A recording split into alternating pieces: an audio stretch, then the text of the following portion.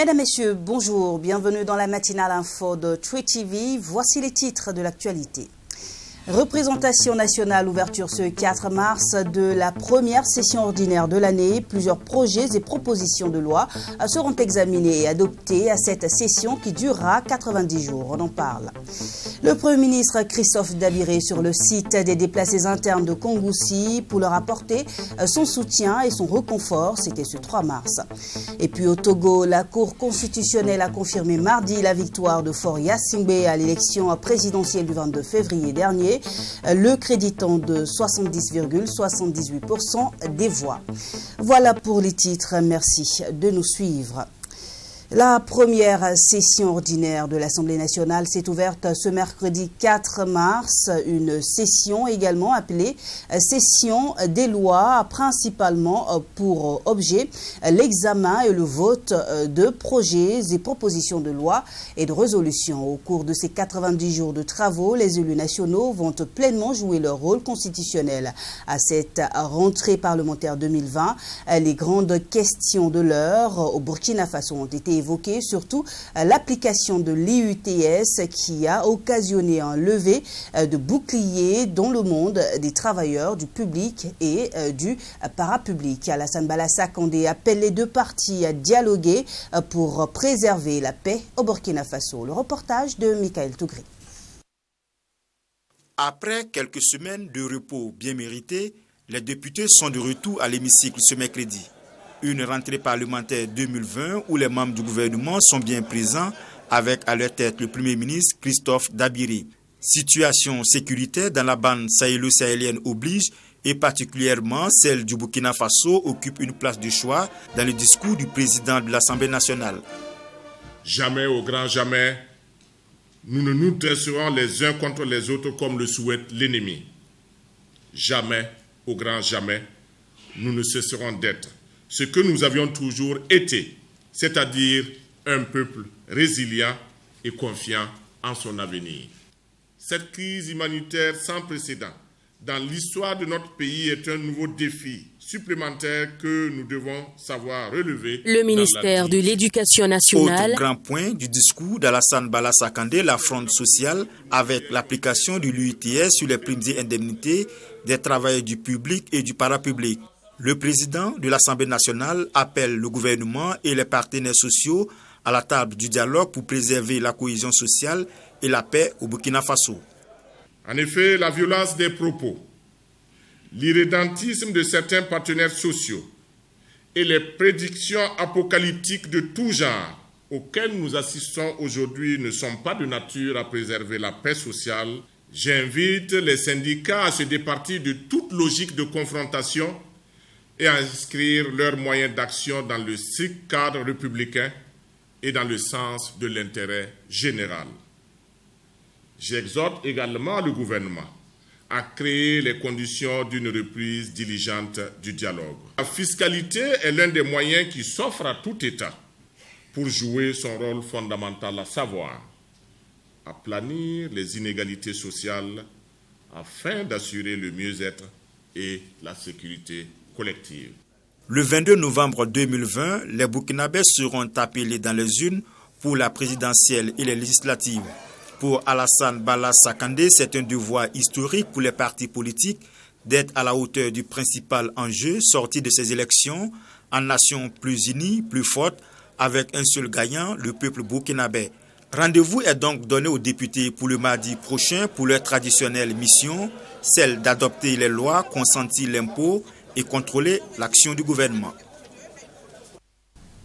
Je vous le disais en titre, le Premier ministre Christophe Dabiré a visité mardi dernier un camp de déplacés internes à Kongoussi. Il dit être allé apporter un message de réconfort, occasion également pour lui de prendre l'engagement d'œuvrer au retour de la stabilité dans le pays afin que chacun puisse retourner chez lui. Abdoulrahim Nini. Cette visite du chef du gouvernement aux déplacés dans la ville de Kongoussi vise à apporter un réconfort à ces victimes des affres du terrorisme. Il a réaffirmé la volonté du gouvernement à soutenir ces personnes afin qu'elles se sentent prises en compte dans le programme du gouvernement. Aussi, Christophe Dabiré a réaffirmé l'engagement de son gouvernement à travailler pour la stabilité du pays, condition indispensable pour le retour de ces populations dans leur localité d'origine. C'est l'espoir qui fait vivre.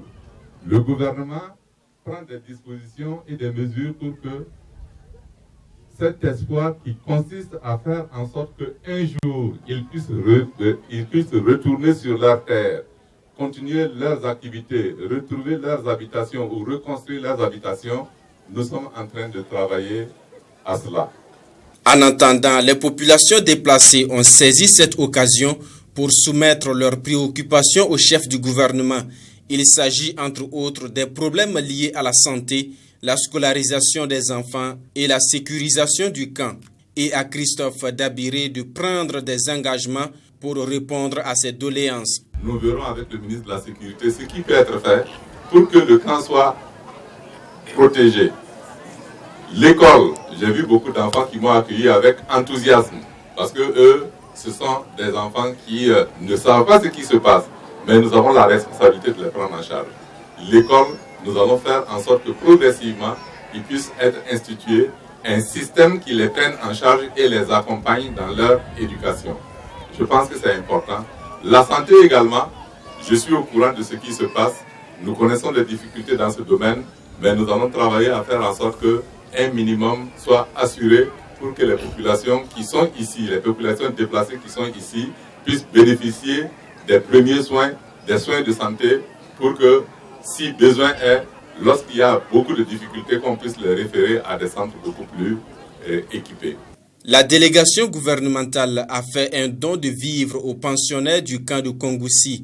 La délégation a par ailleurs invité les populations de la ville à exprimer leur solidarité et à soutenir ces personnes vulnérables.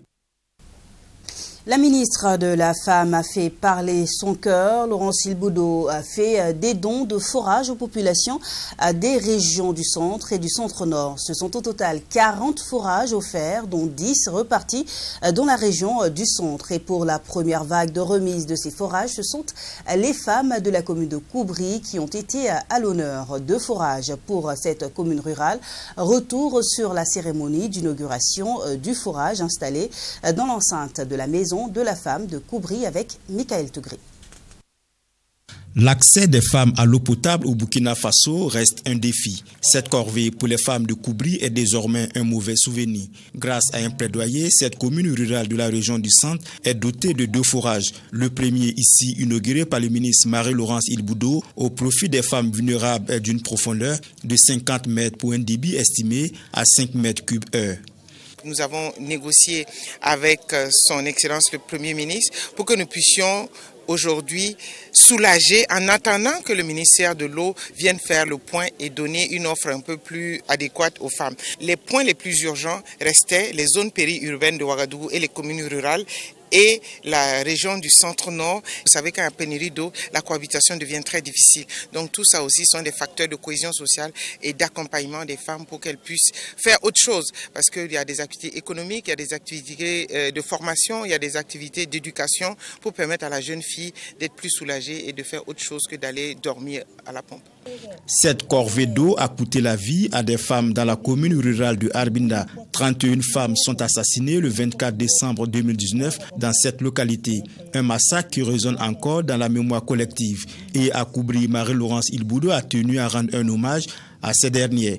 Pour la coordonnatrice régionale des organisations féminines du centre, ces forages viennent ainsi enlever une épine au pied des femmes dans ce combat quotidien, celui de la recherche de l'eau.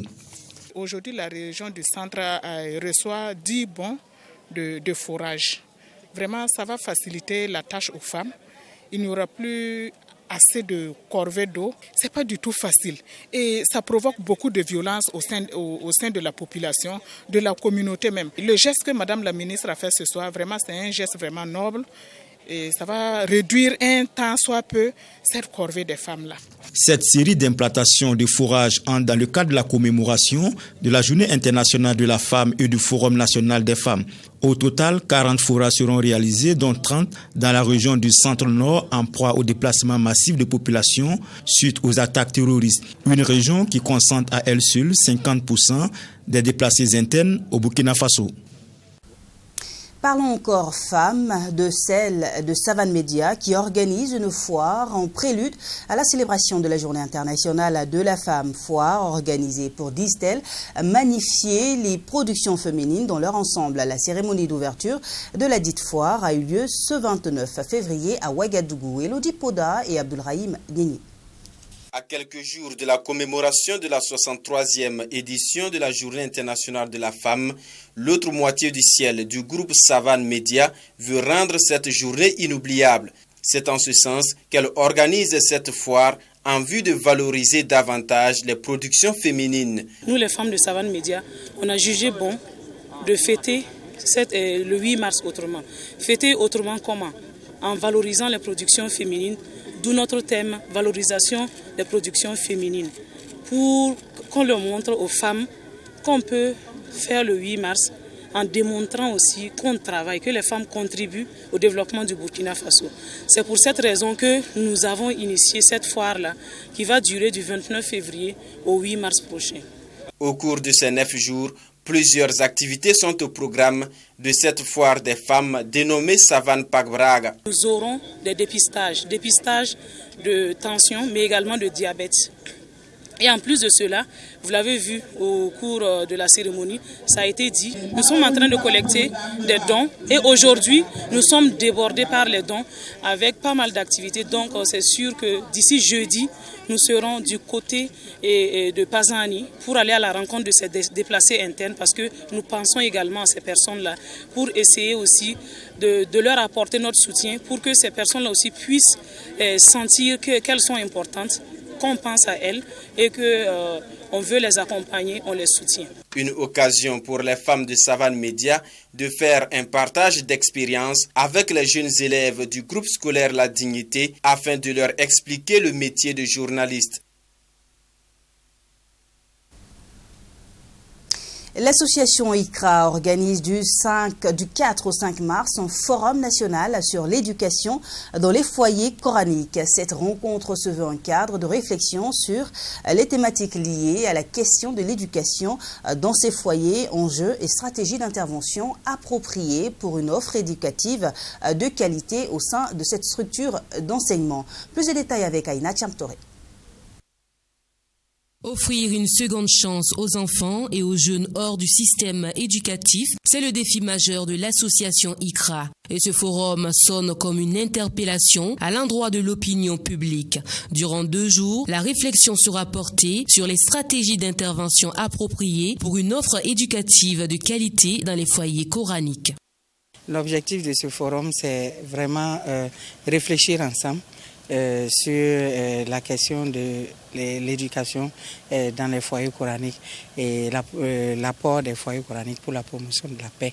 Donc c'est regrouper les différents acteurs qui travaillent dans les foyers coraniques pour qu'on regarde ensemble dans la même direction, pour qu'on capitalise les expériences et puis pour qu'on trouve comme une sorte de référentiel pour les interventions au sein des foyers coraniques. Pour le représentant du ministre en charge de l'Éducation nationale, cette initiative de l'association ICRA est à saluer. L'éducation doit prendre en compte tous les enfants et pour nous, ces enfants qui sont dans ces foyers coraniques, qui ne sont pas dans le système formel, nous devons leur offrir une éducation de qualité pour qu'ils puissent se prendre en charge demain. Et nous pensons aussi que l'éducation, c'est, comme l'a dit Nelson Mandela, c'est l'arme la plus puissante qui puisse nous permettre de changer le monde. Et pour nous, si nous voulons lutter contre l'extrémisme violent, si nous voulons construire la paix, si nous voulons renforcer la résilience de nos populations, alors il n'y a que par l'éducation qui nous permet de développer les compétences des enfants, mais surtout qui permet aussi de véhiculer un certain nombre de valeurs communes, de paix, de vivre ensemble, de cohésion sociale, de démocratie.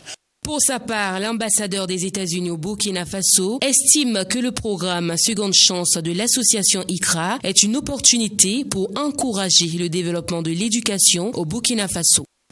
Je dois dire que quand j'étais jeune, je n'étais pas très bon élève, je n'avais pas beaucoup d'opportunités. Mais à travers les opportunités de Seconde Chance aux États-Unis, je suis inscrit dans une petite université. Et puis j'ai pu m'inscrire dans une très très grande renommée université et devenir diplomate. Et puis je suis arrivé devant vous aujourd'hui comme ambassadeur des États-Unis d'Amérique au pays des hommes intègres parce que moi, j'avais une seconde chance.